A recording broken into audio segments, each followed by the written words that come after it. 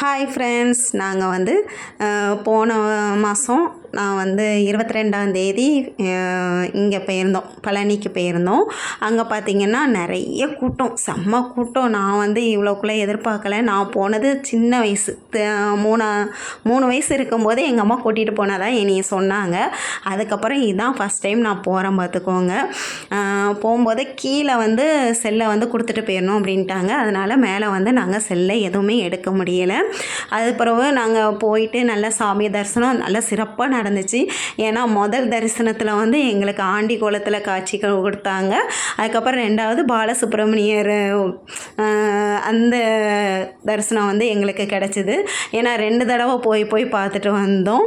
நல்ல வேளை கூட்டம் கொஞ்சம் கம்மின்னு தான் சொல்லணும். நாங்கள் வந்து படி வழியாக ஏறி போனது அவ்வளோ சந்தோஷமாக இருந்துச்சு, அவ்வளோ மன திருப்தியாகவும் இருந்துச்சு. ஏன்னா நாங்கள் பழனிக்கு மட்டும்தான் போகணுன்னு பிளான் போட்டது. ஆனால் பார்த்திங்கன்னா நாங்கள் 3 பட வீடை நாங்கள் பார்த்துட்டோம். பழமுதிர் சோலை, அதுக்கப்புறம் திருப்பரங்குன்றம், இதுக்கும் நாங்கள் போயிட்டு வந்தோம். எனக்கு அதுவே ரொம்ப சந்தோஷமாக இருந்துச்சு. முருகர் வந்து என்கிட்ட வந்துட்டு நீ போ அப்படின்னு சொல்கிற மாதிரியே எனக்கு ஒரு ஃபீல் இருந்துச்சு.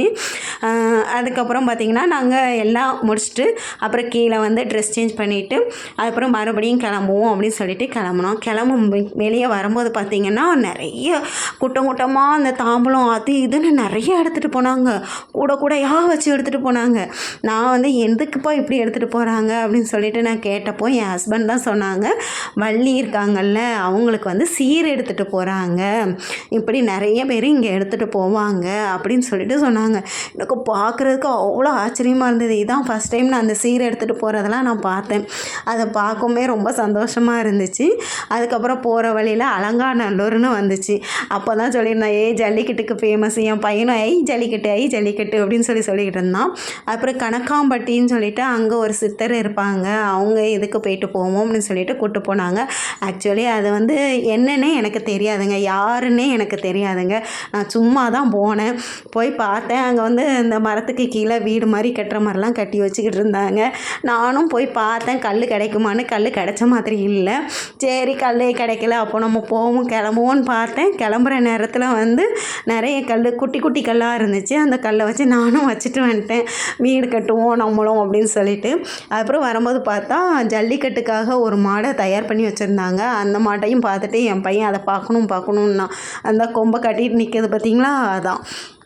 அதையும் பார்த்துட்டு அங்கேயும் சாமி கும்பிட்டுட்டு அதுக்கப்புறம் நாங்கள் வந்து ஒரு ஹோட்டலில் போய் மதிய சாப்பாடை முடிச்சுட்டு அப்படியே நாங்கள் வந்து பழமுதிர் சோலை கிளம்பிட்டோம். பழமுதிர் சோலையில் இன்னொரு ஒரு விசேஷம் என்னென்னா, குரங்குகள் நிறைய இருந்துச்சு. குரங்கு புல்லை திங்குமாங்க, எனக்கு தெரியாது, நீங்கள் கமெண்ட்டில் சொல்லுங்கள், நான் தெரிஞ்சுக்கிறேன். ஏன்னா புல்லை எடுத்து கட் பண்ணி அதுவே சாப்பிட்டுக்கிட்டு இருந்துச்சு. எனக்கு ஆச்சரியமாக இருந்துச்சு, புல்லை திங்குமா, சாப்பாடு சாப்பிட்டு பார்த்துருக்கேன்.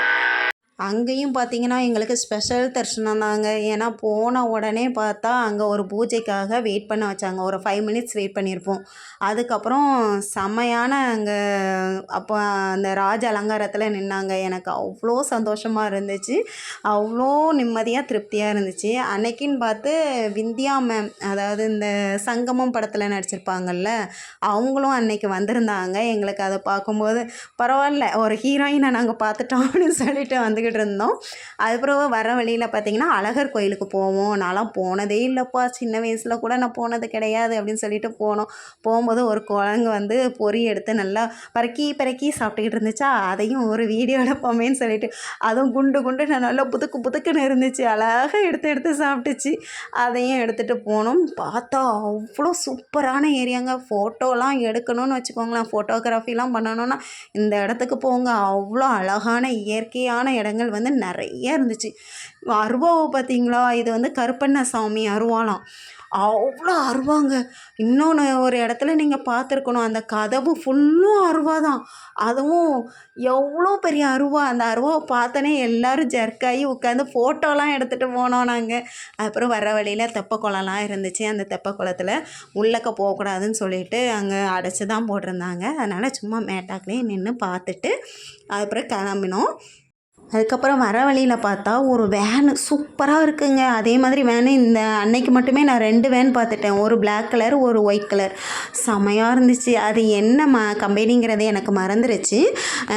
உங்களுக்கு தெரிஞ்சால் சொல்லுங்கள். அவ்வளோ அழகாக இருந்துச்சு. இப்படி வேனில் போகணும்ப்பா அப்படிங்கிற மாதிரி இருந்துச்சு. அதுக்கப்புறம் திருப்பரங்குன்றம் போனோம். போகும்போது செம்ம வைப்பாக இருந்துச்சு. மனசுக்குள்ளே அப்படியே ஓ முருகா சரவண பவா அப்படிங்கிற மாதிரியே சொல்லிகிட்டே போனோம். பாய் ஃப்ரெண்ட்.